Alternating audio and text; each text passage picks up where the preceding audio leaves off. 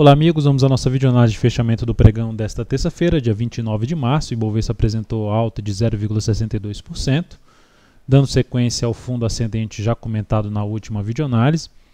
Conseguiu superar a máxima do topo anterior, 51.370, resistência, mas não conseguiu fechar acima.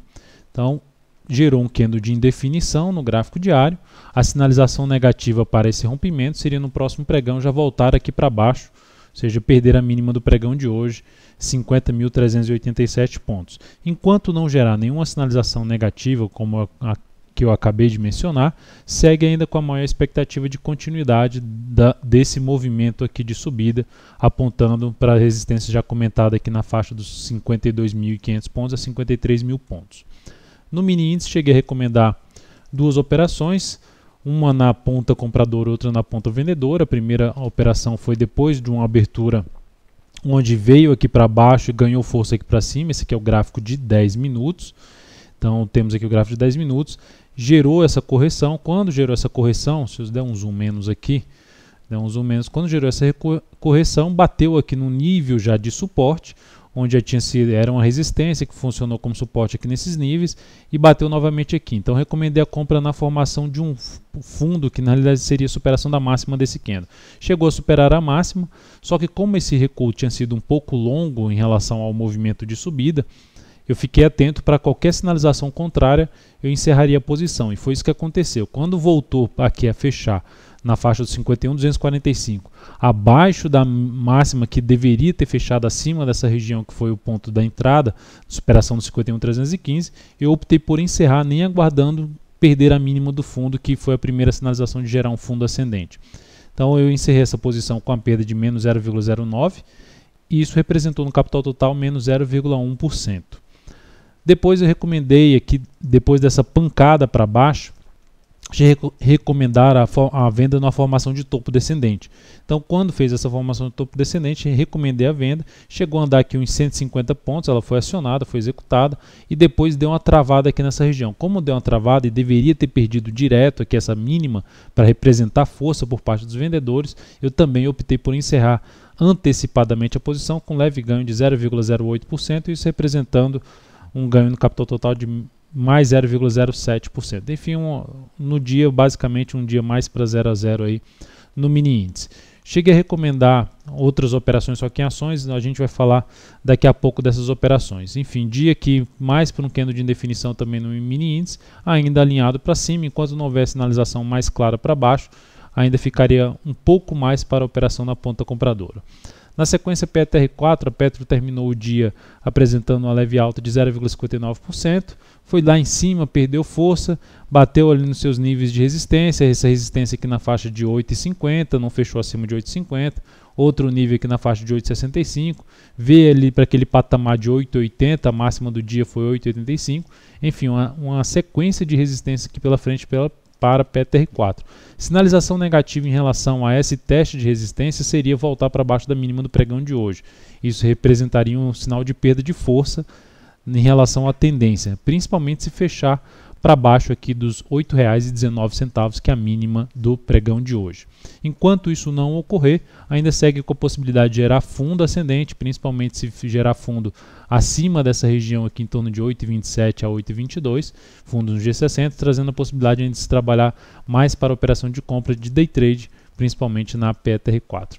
Na Vale 5, o Vale 5 teve um dia com candle de indefinição, queda de 0,7%, segue ali travado em cima da resistência em torno de 11,45 até 11,63, não está conseguindo andar ali para cima. A superação da máxima de hoje reforça um pouco mais a chance de dar continuidade ao movimento de subida. Por outro lado, já a perda da mínima do pregão de hoje representaria inclusive lá no gráfico de 60 minutos algo semelhante a um pivô de baixo, ou até mesmo se a gente olhar aqui esse movimento, há um topo duplo nessa região. Enfim, uma sinalização um pouco mais negativa para a Vale, que nesse momento apresenta mais um cenário de indefinição no curtíssimo prazo em cima desse patamar de resistência. Ciel 3 foi a operação que eu cheguei a recomendar a compra hoje. Já tinha fechado um bom fundo no pregão de ontem, com boa alta de 4,24%, parando ali na resistência dos R$ 35,00. E no pregão de hoje, olhando para o G60, fez esse movimento, isso aqui foi já no pregão de ontem, e no pregão de hoje fez algo semelhante a uma flâmula. Então ficou batendo ali nos R$35, recomendei a compra nos 35,01 se superasse os R$35. A compra foi devidamente executada e ela terminou fechando aqui nos 35,56 com alta de 1,83%.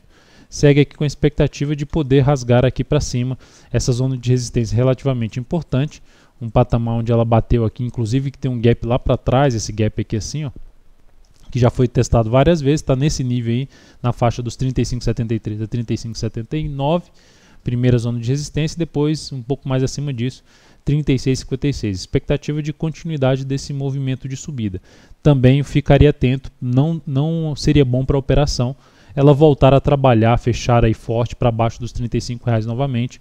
Então, se caso isso aconteça e posteriormente até a perda dos 34,52, isso pode antecipar a minha saída desta compra. Lojas Renner, cheguei a executar a compra no pregão de hoje, mas encerrei no mesmo pregão. Por quê? Primeiramente, o ativo já tinha batido lá de novo naquele nível dos R$22 no início do pregão, não executei a entrada de imediato, fiquei aguardando ainda o ativo. Na hora que ela ganhou força nesse candle aqui, principalmente do G60, gerando ali uma formação basicamente de um pivô de alta no gráfico de 60 minutos, optei por executar a compra. A compra foi executada, mas ela não deveria ter voltado aqui para baixo. Como eu falo lá da CL3, não voltar para baixo dos R$35, aqui não deveria ter voltado para baixo dos R$22. Quando fechou forte esse candle aqui no G60, optei por encerrar a posição. Depois que encerrar a posição ainda veio aqui um pouco mais para cima. De qualquer forma, encerrei porque gerou uma sinalização que não deveria ter feito dentro do que estava configurado ali o gráfico diário. Deveria ter fechado acima dos R$22 para aumentar a chance de continuidade do movimento de subida. Por esse motivo, encerrei a posição aqui com a perda de 0,5%, isso na operação, e no capital total representou uma redução de menos 0,07%. E por último, para comentar, só para mencionar que a recomendação de compra da JBSS3 foi cancelada, não foi executada.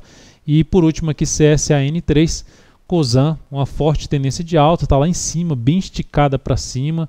Olhando ali principalmente para um gráfico mensal, vou colocar aqui nessa tela, gráfico mensal está num nível importante. Se a gente olhar que é uma região de fundo anterior, topo anterior, então é um patamar que pode começar a ceder à pressão dos vendedores.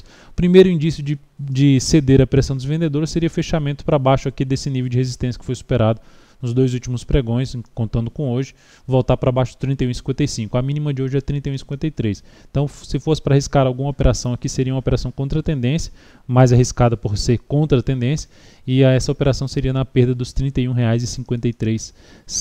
O stop ficaria preferencialmente acima da máxima de hoje, 32,28.